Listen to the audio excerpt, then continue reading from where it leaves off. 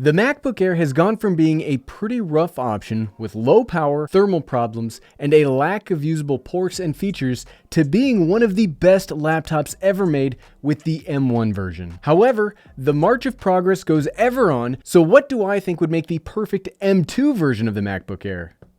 Let's find out. First thing to note is I stand by my "you should not wait" stance from my previous videos on this topic. The M1 MacBook Air is a phenomenal computer that will blow your socks off for how well it merges price and performance. I call it a standard for a reason, and this is still the best value laptop ever made. But that doesn't mean it's perfect, and there are a few things that I would fix if we were going to make a perfect M2 version. The very first thing that I think Apple needs to change on the M2 MacBook Air is the port selection. I do not think, nor do I want the computer to get any bigger to include things like HDMI or SD cards or stuff like that. I actually want the computer to get smaller, but we'll talk more about that in a second. What I really want to see from this computer is pretty simple. I want at least 3, but preferably 4 Thunderbolt 4 ports. I don't know how much the M2 or whatever they're going to call it chip will be able to handle when it comes to the actual physical ports, and it's hard to base it off of the M1 Pro and Max processors, but I really want to see more ports, and I want to see those ports they have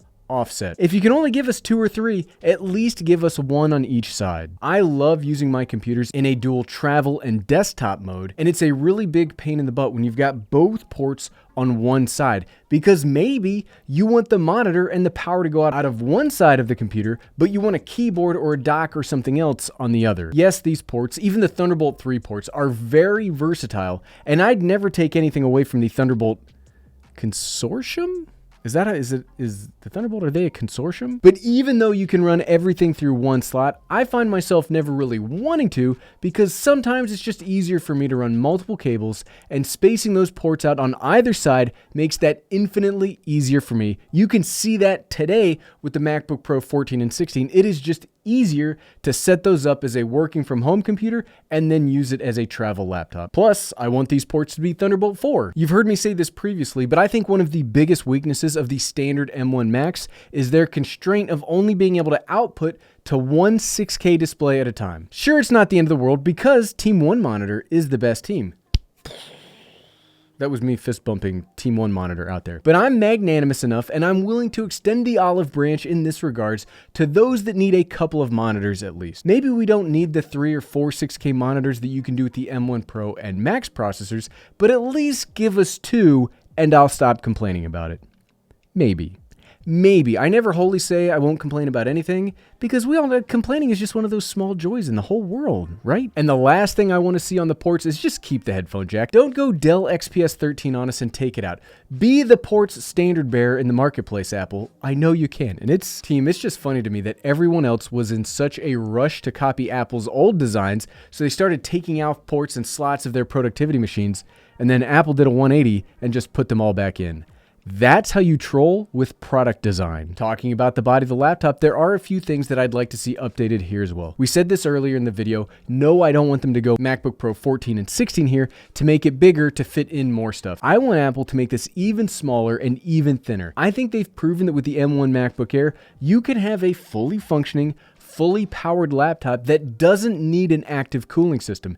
And I think that buys them a ton of wiggle room inside of the chassis of a laptop like this. I think that they could shrink the body of the laptop, make it even smaller and even thinner. But let's not go too crazy. I mean, we still need the body big enough for the ports. But because the current M1 MacBook Air is built off of the older model, it does have space in here for that fairly weak cooling system. And I think there's enough space in here to do one of 2 potential things. 1, there's space to trim this down and make it look like a modern laptop with a modern laptop's small footprint. Or 2, they could do something like what they did with the iPhone 13 lineup and work around the internals because they've got extra space, and they could increase the size of the battery, giving us even more longevity out of this rig. I do want a smaller MacBook Air. I think this could be the flagship podium example of what a small portable work machine can be. But there is also a part of me that's pretty big that wants the computer to have similar battery life to my iPhone 13 Pro Max. Hey, don't look at me crazy. There's nothing wrong with wanting a laptop that can go for 24 hours or more, right? Also, while we're talking about the design, keep that wedge shape, please. I like how comfortable it is to type on the current MacBook Air, and I don't like how uncomfortable the MacBook Pros can be. So, Either keep the wedge shape or smooth out those darn jagged edges of the laptop body. You gotta give us one of those because a work computer is probably gonna be typed on quite a bit, right? And if we're gonna type, we wanna be comfortable. So you either gotta make the edges less sharp or keep the wedge. Also, before we move away from the physical design, I'm cool with them continuing to not have an active cooling system here. Get it? One of my favorite parts about the MacBook Air is that it makes literally no noise, and that's very clutch for a work computer. Puts a lot of pressure on that new processor to not make too much heat or anything. Right? Okay, so now that we've transferred to talking about the internals of the new MacBook Air, I don't really think we need more power. Certainly not to the levels of the M1 Max and its 10 cores of craziness. But I would like to see the M2 built more like the M1 Standard instead of the M1 Pro processors. Those new Pro options are built with more performance cores than efficiency cores, so they've got 6 and 2 instead of 4 and 4. And what I think the M2 really needs to focus on to succeed the M1 MacBook Air is to focus on efficiency. That's much like Apple did in the movement from the A15 to the A14. Yes, the A15 is more powerful than the previous mobile Apple chips, but it's not much more powerful. It's far more focused on that efficiency and providing the most power it can with the least amount of heat and energy. And in a computer like the MacBook Air, that makes all the difference in the world. I mean, I'm not living under a rock though, and I do understand that part of the sales pitch of a new generation of computer is making the bar chart go up for the comparisons. So I'm fine with them putting a little more power in here, but I mean, sometimes you have to take a step back and remember that the M1 MacBook Air, that can be had for around $849 refurbished, has more power in both single core and multi-core workflows than the i9 MacBook Pro 16. And do you know what I use this for? I use the MacBook Air to do Excel sheets and PowerPoint slides.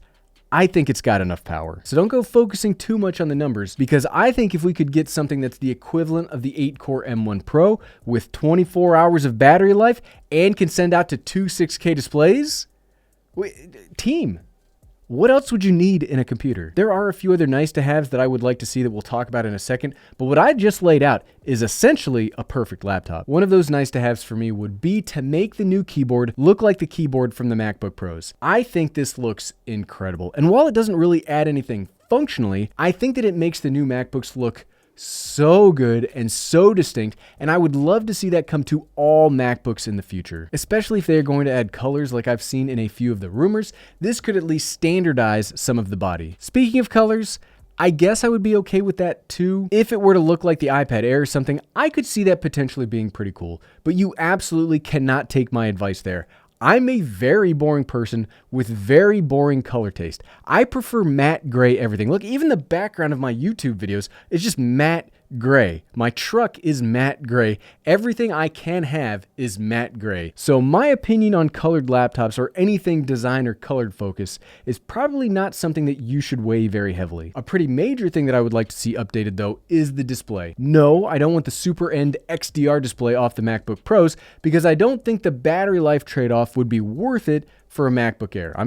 If you haven't noticed, battery life is over everything else for me. But I think they could reduce the bezel on the screen to look something like the MacBook Pros. Give us some more screen real estate, because while maybe those changes don't sound like much when you read them on a spec sheet, in functionality, that's a substantial amount of additional workspace. And the more workspace, the better, right? Like, that's just an objectively true statement. I think we could go up to some kind of HDR panel with a higher contrast rating. Definitely don't worry about ProMotion though. I don't think a computer like the MacBook Air will have the product budget for that for a very long time, but maybe 500,000 to 1 contrast ratio wouldn't hurt. Plus, give us a brighter panel, at least 500 nits like the MacBook Pro 13. 400 nits just doesn't cut it unless you are always indoors. And yes, I understand that most folks do spend most of their time indoors anymore, but I would very much prefer a brighter panel so I can at least work in a brightly lit room. I'm also fine with the notch carrying over from the MacBook Pros, because the next thing that I would like to see updated is getting that 1080p web camera from the new MacBooks. That thing is a huge improvement over the garbage 720p cameras that Apple's been using since the dinosaurs walked the earth. It's still not the best web camera ever, but it's so much better than what's come before it. It's almost a requirement in my eyes. Plus, throw in Face ID. You've already got that big notch. Just add in a Face ID scanner and give us a computer with both methods of authentication. I think that would be incredible. The laptop turns on before you've even fully got it open, so pop it open and it's totally unlocked. You wouldn't even really notice that your computer is secured behind all of that technology. Yes, Please, Apple, do that. And the last thing I'd like to see updated on a potentially perfect M2 MacBook Air is actually something that I don't want to see updated. Ooh, that's pretty cryptic lead off.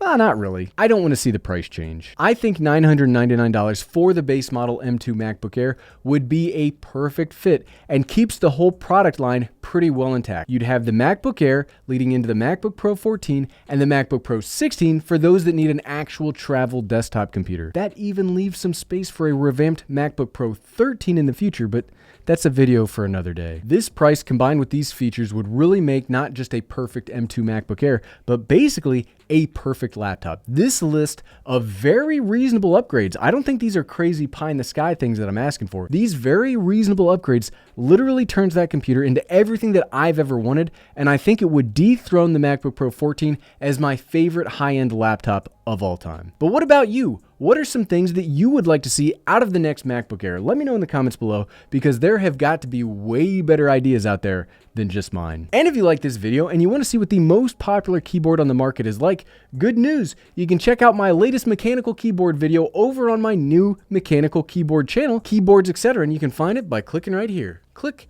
click, click, click, click, click, click. Thanks for watching.